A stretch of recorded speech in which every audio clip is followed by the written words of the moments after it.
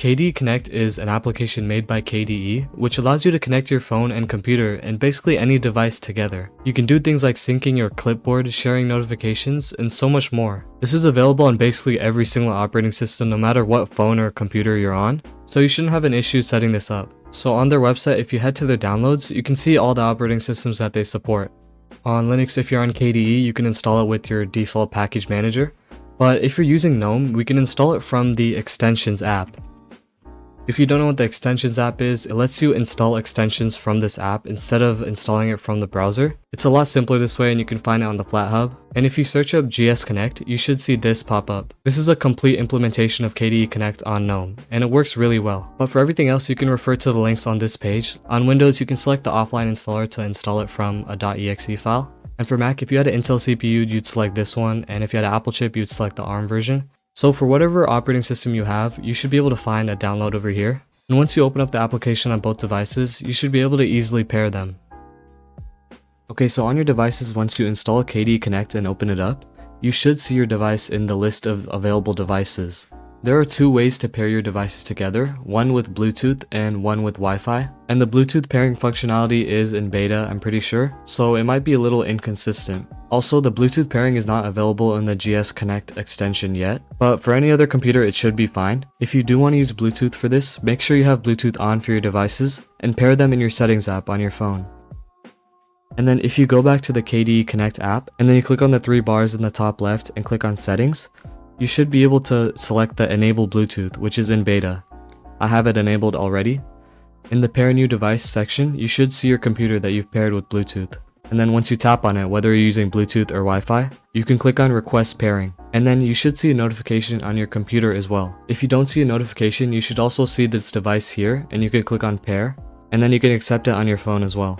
If you're connecting them via Wi-Fi and you want to access them even when they're not on the same Wi-Fi network, like if your phone is on data and your computer is on a Wi-Fi network, you can use something like Tailscale, which will keep your devices connected at all times, even if you are on separate networks. I made a video on this before, but all you need to do is install Tailscale on all of your devices. Then you would go over into the KDE Connect app, click on the three dots at the top right, and then you can select add devices by IP, but instead of putting an IP, you can also put a host name. And the name that you see in Tailscale is the name that you'll put in here. So for instance, if I named it Madhu laptop and then I added it to the list, I'll always be able to access it even if I'm on separate networks. Alright, now let's go over some of the features that KDE Connect supports. Now on your phone, when you click on your computer in the app, you'll see a bunch of permissions at the bottom. And I've already enabled most of them, but you can choose which you want to enable. I've just enabled all of them except for contacts because I don't really need contact sync. But after you look through that, you can click on the three dots at the top right and go to plugin settings. And these are basically all the features that this app has. For the clipboard sync, you'll see it's on your phone by default. In GS Connect, if the clipboard sync is not working, click on the device and then go over to this option. And you need to select to device and from device. It's disabled by default. The automatic syncing is not going to work if you're on an iPhone. And on an Android, if it's not working by default, you might need to run some commands that I'll leave in the description for automatic syncing to work. There is a security measure that prevents the clipboard syncing from happening automatically, but I'll leave a link to a post that'll explain how to enable this. But even when you do that, the clipboard will only be automatically synced from your computer to your phone. If you want to sync your clipboard from your phone to your computer, you're gonna have to click a button in the app, or you can add a button over here. If you click on edit tiles, you should see it near the bottom in the from apps you installed section.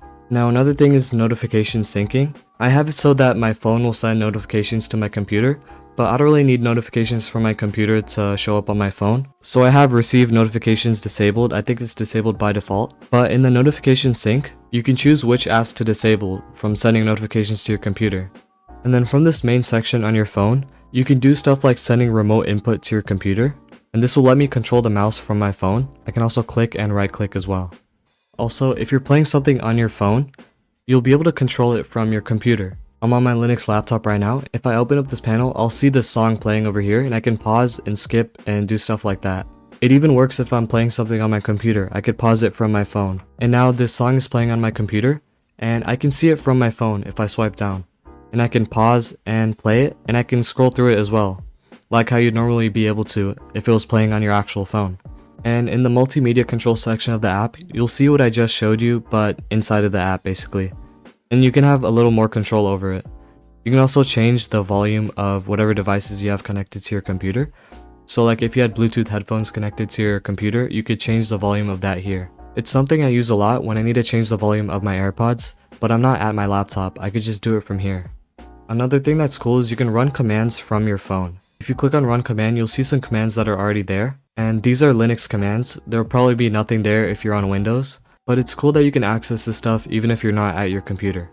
And the send files button will let you send files, of course. But you don't need to do that from the app, you can do it from whatever app you're in. You'll just click share and then send it to KDE Connect. And then you'll be able to send it to any of your devices. And you can also do that from your computer as well. Like I have my phone connected, I'll see it in this GS Connect tab. And I can share any files that I have on my computer. And if you're on Windows, it will be in the tray and you'll need to right click to open that up. You can also mount your Android phone to your computer. This will let you directly access your phone's file system from your computer, which is super cool. And there's also a remote input option over here, which will let you control your phone from your computer, but you'll probably need to enable some settings on your phone for that to work. And the ring button is pretty self-explanatory, it'll just ring your phone until you see the notification. And now the messaging option will open up a messaging application, which will let you access your messages from your phone on your computer, which is really cool. It's just really convenient when you're not next to your phone, but you need to access your messages. Or if you want to see any text code from some 2FA or something. Anyways, those are some of the features of KDE Connect. It's such a useful application, and I find that I don't even need to have my phone near me when I'm doing something on my laptop. So if this worked for you, please leave a like and subscribe. And if you run into any issues while setting this up, please leave it down in the comments below and I'll try to respond as fast as possible. Anyways, I'll see you guys in the next video.